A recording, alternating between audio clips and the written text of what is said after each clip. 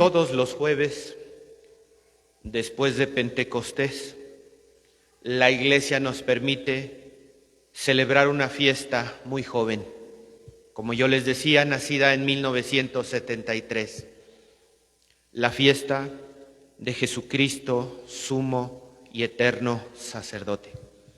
Un obispo de Valencia, el venerable don José María García La Higuera, realizó esta propuesta y recibió la autorización de la Sagrada Congregación para el Culto Divino, la autorización para celebrar este día de Jesucristo, sumo y eterno sacerdote. Todo brota de la espiritualidad de este venerable obispo, don José María García La Higuera. Entre su pensamiento, él decía: no merece la pena nada en la vida más que la santidad. Y la actitud sacerdotal que Dios nos permite vivir por medio de la filiación divina nos permite alcanzar la santidad.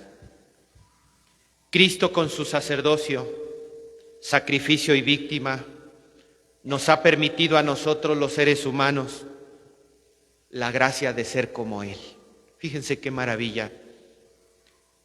Por los méritos de nuestro Señor Jesucristo, nosotros podemos ser como Él. ¿Y cómo podemos ser como Él? Siendo hijos en el Hijo, siendo hijos de Dios, viviendo verdaderamente como hijos de Dios, gracias a los méritos de Jesús. En eso, hermanos, consiste la gracia de la filiación divina.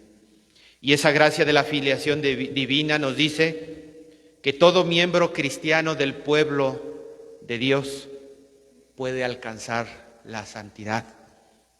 Y la mejor forma, la mejor manera de que podemos alcanzar la santidad viviendo la filiación divina es ejerciendo nuestro sacerdocio bautismal. Todos los bautizados tenemos en potencia la potestad que hemos recibido de Cristo de vivir nuestro sacerdocio.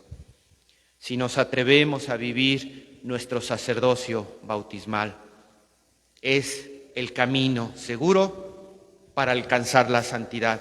Es la prueba concreta y eficaz de que estamos viviendo nuestra relación filial de hijos de Dios.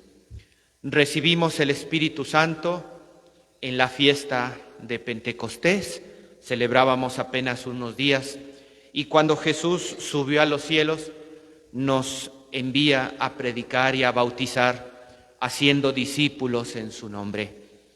Y esto que hizo Jesús, no lo hizo nada más para los sacerdotes ordenados. Jesús no solamente salvó ni purificó a los sacerdotes ordenados, sino a todo el pueblo de Dios. Jesús no solamente envió a predicar y a bautizar y a hacer discípulos solo a los sacerdotes ordenados, sino a todo el pueblo de Dios. Jesús no solamente derramó el Espíritu Santo sobre los sacerdotes ordenados, sino Jesús derramó el Espíritu Santo sobre todo el pueblo de Dios. En este cierre de la Pascua, yo tenía una meditación que he compartido muy frecuentemente. La salvación que Dios ha hecho sobre nosotros está realizada en dos tiempos. En un primer tiempo te purifica. En un primer tiempo rompe las cadenas del pecado que te atan. En un primer tiempo te la limpia de toda mancha, desde el pecado original hasta el último pecado que acabas de cometer si te confiesas. En un primer momento te deja limpio y te deja capaz de vivir esa relación filial como hijo de Dios. Pero hay un segundo tiempo, y hay un segundo tiempo que no todos comprendemos o que no todos alcanzamos a llegar a vivir, y el segundo tiempo es el siguiente. Una vez que Dios te limpió, que Dios te purificó, que Dios te libró de las ataduras del pecado, te unge. Sí, te unge como al rey David, como al rey Salomón, como al propio Cristo. Recuerden que Cristo significa el ungido. ¿Y con qué nos unge Dios? Con el poder de Cristo para que nosotros seamos capaces de actuar en nombre de Jesucristo sacerdote, de Jesucristo profeta y de Jesucristo Rey. Recibimos el poder que viene de lo alto, recibimos el Espíritu Santo, fuimos consagrados con el Santo Crisma el día de nuestro bautismo y el sacerdote dijo, para que podamos ejercer nuestro bautismo en el nombre de Jesucristo sacerdote, de Jesucristo profeta y de Jesucristo Rey. Y por si esto fuera poco, en nuestra confirmación volvimos a recibir el Espíritu Santo para que pudiéramos actuar con los dones que Él nos da en nuestra propia santificación y con los carismas y los frutos que el Espíritu Santo nos da para la edificación de nuestra iglesia y para la construcción de nuestra sociedad. Esto, queridos hermanos, es ejercer el sacerdocio de Cristo.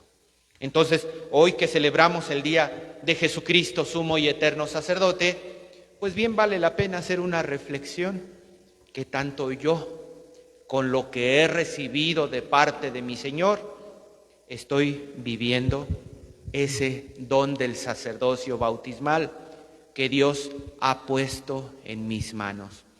Y les decía también que las hermanas oblatas de Cristo sacerdote, derivado de esta espiritualidad de don José María García La Higuera, se quedaron pasmadas, porque dijeron, si tan grande y maravilloso es el don del sacerdocio que tienen todos los bautizados, y que si los bautizados supieran el poder que Dios les da al transmitirles su Espíritu Santo para ejercer el don del sacerdocio bautismal, no desperdiciarían esa oportunidad, pero ellas, en su devoción y en su espiritualidad, llegaron todavía más a fondo.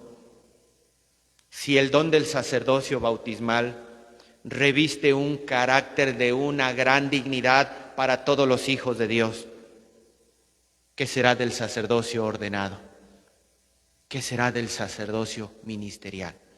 Y por eso las hermanas oblatas de Cristo sacerdote se consagraron totalmente para cooperar espiritualmente para la salvación de los sacerdotes ordenados. Y a partir de ahí surgió esta hermosa devoción de Jesucristo, sumo y eterno sacerdote. El sacerdote es el ministro de Jesucristo. Es el instrumento de las manos del Redentor divino para continuar su obra redentora. El sacerdote es otro Cristo, porque continúa manifestando la presencia de Cristo. Así como el Padre me envió, así también los envío yo. Jesucristo, hoy jueves, recordamos lo que hizo en la última cena. Ahora sí, instituyó el sacerdocio ministerial, instituyó el santo sacrificio de la Eucaristía y hoy hacemos evocación de la institución del ministerio sacerdotal.